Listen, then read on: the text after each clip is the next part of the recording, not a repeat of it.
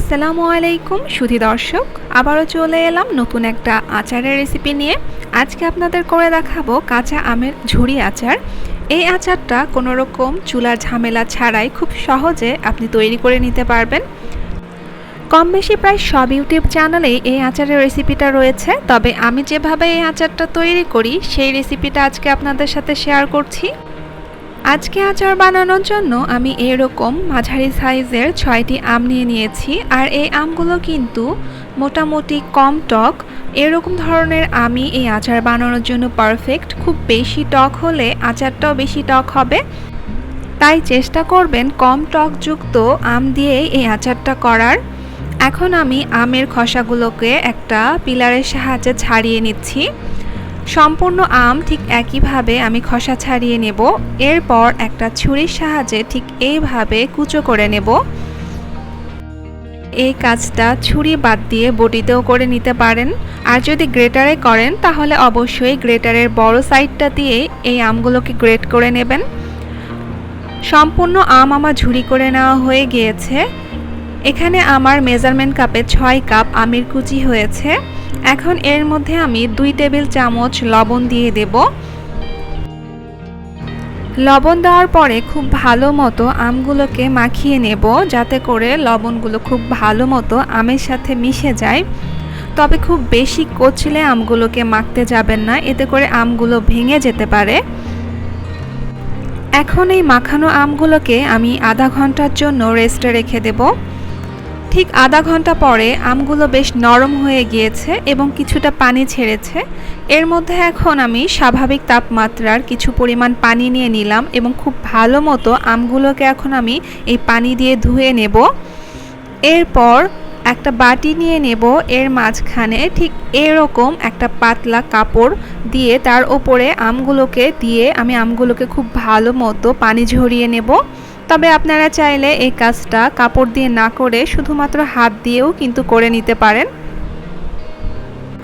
তবে আমার মনে হয় যে কাপড় দিয়ে আমগুলো থেকে পানি ঝরিয়ে নিলে খুব ভালো মতো পানিগুলো ঝরিয়ে নেওয়া যায়, আর আমগুলো খুব দ্রুতও শুকিয়ে নেওয়া যায়। হাত দিয়ে করলে পানি ঝরালেও খুব ভালো মতো কিন্তু পানিগুলো ঝরে না, কিছুটা পানি রয়ে যায়। সেক্ষেত্রে কিন্তু আমগুলো শুকাতে বেশ সময় লাগে। আমার খুব ভালো মতো আমগুলো থেকে পানি ঝরিয়ে নেওয়া হয়ে গিয়েছে। এখন এর মধ্যে আমি 2 কাপ পেঁয়াজ কুচি দিয়ে দিলাম 1 চা চামচ শুকনো মরিচ এইভাবে গুঁড়ো করে নিয়েছি। দিয়ে দিলাম 1 চা চামচ কালো জিরা, 1 টেবিল চামচ 5 ফোড়ন গুঁড়া, 1 টেবিল চামচ কাসুন্দি, 4 টেবিল চামচ সরিষার তেল ও 1 চা চামচ হলুদ গুঁড়া। এখন খুব ভালো মতো এই মশলাগুলো আমঝুরির সাথে মিশিয়ে নেব। মিশিয়ে নেওয়া হয়ে গেলে এই পর্যায়ে আমি এর মধ্যে দিয়ে দেব 1/2 চা চামচ লবণ ও 3 টেবিল চামচ চিনি। এই লবণ ও চিনি আমে দেওয়ার পরে খুব বেশি মাখার দরকার নেই, তাহলে আবারও আম থেকে পানি ছাড়বে। শুধুমাত্র একটু মিশিয়ে নেই, তারপর একটা ছড়ানো পাত্রে এই আমঝুরিগুলোকে এইভাবে ছড়িয়ে দিয়ে রোদে শুকাতে হবে। আমি 2টা স্টিলের প্লেটে আমঝুরিগুলোকে ঠিক এইভাবে ছড়িয়ে নিয়েছি। এখন এই আমঝুরিগুলোকে আমি রোদে দেব।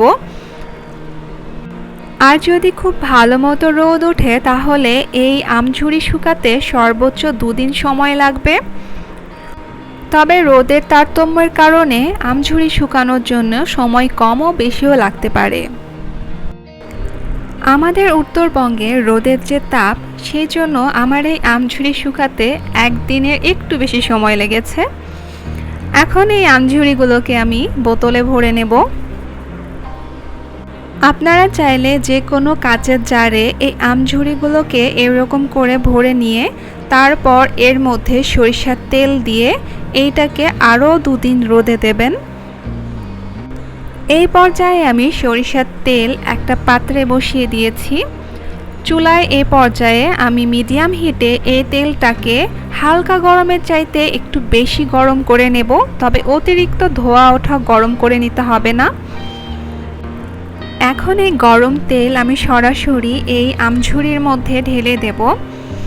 এই পর্যায়ে আমি তেলটাকে একটু বেশি পরিমাণে আচারের মধ্যে দিচ্ছি, কারণ এই তেলগুলো সম্পূর্ণ আচারটা টেনে নেবে। তারপর এই তেলের পরিমাণ কিন্তু অর্ধেক হয়ে যাবে। আর এই আচার যত পুরাতন হবে এটা কিন্তু খেতে তত মজার হবে, কেননা এই আচারের মধ্যে মশলাগুলো খুব ভালো মতো আস্তে আস্তে অ্যাবজর্ব হবে এবং তেলগুলোও কিন্তু আচারটা শুষে নেবে। এইভাবে এই আচারটাকে আপনি সারা বছর সংরক্ষণ করে রাখতে পারবেন। তবে মাঝে মধ্যে একটু বের করে রোদে এই আচারটাকে একটু গরম করে নিলে আরও বেশি সময় ধরে এটাকে সংরক্ষণ করে রাখা যাবে। আজকের এই রেসিপি কেমন লাগলো কমেন্ট বক্সে অবশ্যই জানাবেন, আর চ্যানেলটিকে প্লিজ সাবস্ক্রাইব করবেন। সকলে অনেক ভালো থাকবেন। আল্লাহ হাফেজ।